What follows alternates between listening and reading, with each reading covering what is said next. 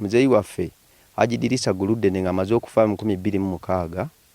waayitawo ebbanga ttono nnyo omwami Kinaalwa John n'atandika okutusumbuwa ku ttaka lyaffe ajja n'emmundu ku kyalo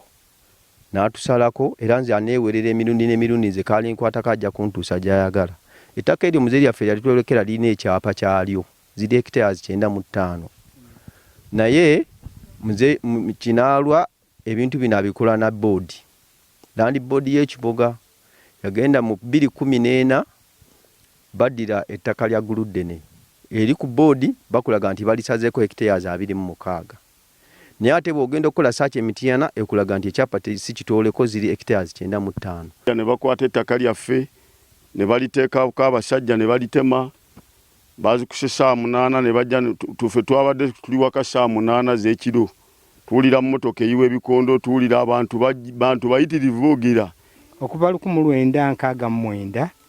nga wendi nga ntegeera bulungi nga ndiraba ettaka lino lya mugenzi Haji Dirisa Guludene naye oluvannyuma lwawo mugenzi okufa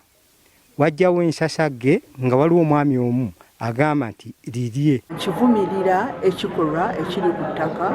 okubanga baleeta emmundu ku ttaka ate nga His Excellency yagamba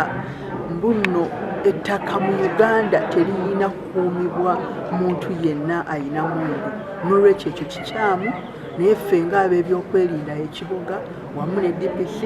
tukwatidde wamu okulaba nga tuleeta eddembe be bakuuma bodyguard be